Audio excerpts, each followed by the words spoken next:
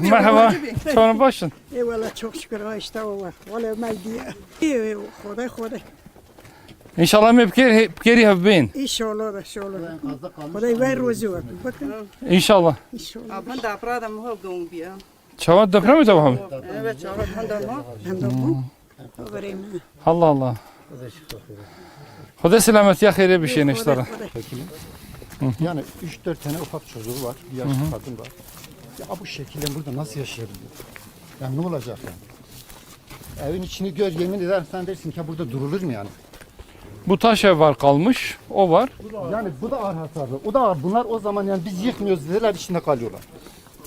Şu Bu gitti zaten. Diğerler hep zaten Yaman'da kalıyor. Yani Herkes burada, taşındı yani. Aha, evet. Kendi imkanlarına gitti ha.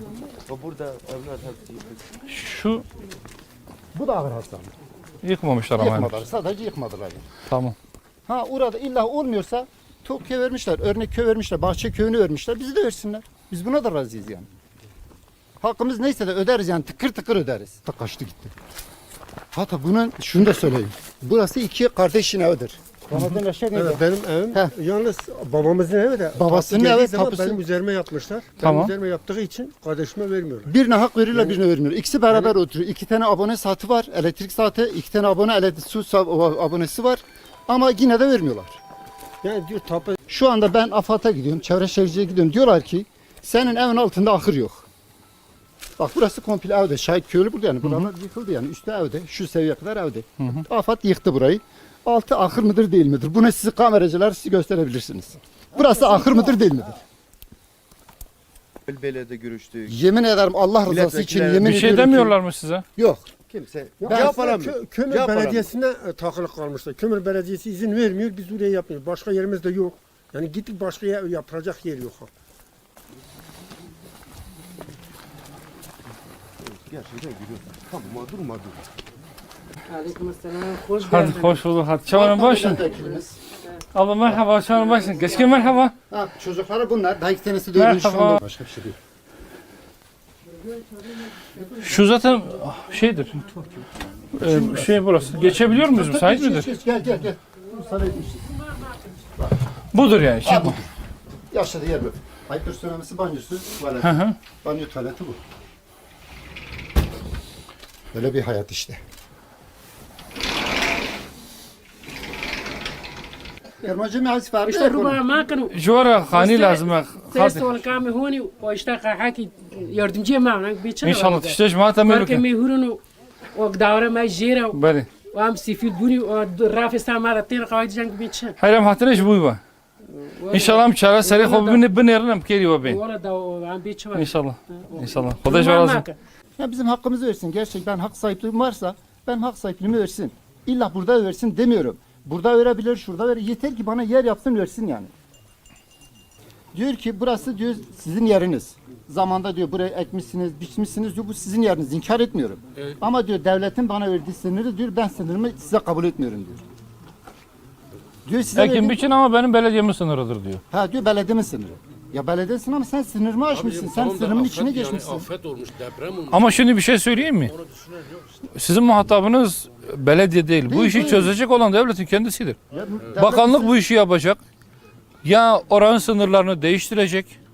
Ya sınırları değiştirmeden ona kabul ettirecek. Ya size burada yer yapacak ya da başka bir yerde yer yapacak. Değil Bitti mi? bu kadar. Başka bu kadar yani. Yani çözümü bakanlığın üretmesi lazım. Siz niye belediyeyle falanca köyün muhtarıyla muhatap oluyorsunuz ki? O sizin işiniz değil zaten. Şimdi Adıyaman'daysa Adıyaman'da, Ankara'daysa Ankara'daysa çalınması gereken bütün kapıları biz çalarız. Allah razı olsun. Görüşülmesi Teşekkür ederim. gereken herkesle biz de görüşürüz. İnşallah çözümünü de buluruz rahatsız ede. İnşallah. İnşallah. Biz de size o konuda Allah razı yardımcı olsun. oluruz. Elimizde İnşallah. ne gelirse köy olarak ben de vekil olarak. Siz zaten köy vekili mağdursunuz. olarak eğer ne zaman işiniz, oyunuz gelirseniz kapımız o için demiyorum bak özür Yok, diliyorum. Biz o için Bizim- buraya Ha, gelmedik. Bak anlamadınız. birbirimizi doğru Ya özür diliyorum anlayalım. bunu O söylüyorum. için gelmedik. Bir gün buraya yolunuz düşerse tüm kapılarımız size açıktır. Baş göğsüne Allah razı olsun. Sadece benim kapım değil. Kardeşimin, akrabamın köylü olarak konuşuyorum ben bunu. Şu kadar Kürdi de ev hedi. Ve ki bu vefaya babu birayı. Ha, baş göz Mesela üstüne. bu. Aynen öyle. Müteahhitler burada çok ciddi toplamatik aslında. Şimdi yerel esnaf yerel müteahhitle çalışıyor. Şimdi yerel esnaflarla çalışan haliyle özür diliyorum, sözünü kesmiş oldum ama yani yerel partnerlerle çalışmak normal şartlarda maliyeti de düşürmez mi? Barınma da bir problem, yemesi, içmesi mesela burada öyle bir Maliyetten problem yok. fatura gibi geliyor. Maliyetten düşer ama işte Yani depremdir, başka bir şeye benzemiyor. Artık bunun partisi, cartı, curtu, memleketi, hemşerisi rafa kalkmak zorunda. Yani önce bir ayağa kaldıralım. Böyle bir şehir olsun. Ondan sonra üzerinde rekabet edelim. Senin olsun, benim olsun rekabetini yapalım ama şimdi onu yapacak bir durumumuz yok. Toplum olarak da sizden ümit varız inşallah, sizlerden öyle. İnşallah. Biz elimizden geleni Allah'ın izniyle yapmaya gayret gösteriyoruz. Bazen 100 kişinin söyleyemeyeceğini bir kişi söyler, o iyi bir ses çıkarır. Birileri de orayı takip eder ya da işte İnşallah. gösterdiği yol doğrudur diye umut ediyoruz. İnşallah Allah razı olsun. Ahmet O zaman aşağıda da alırız.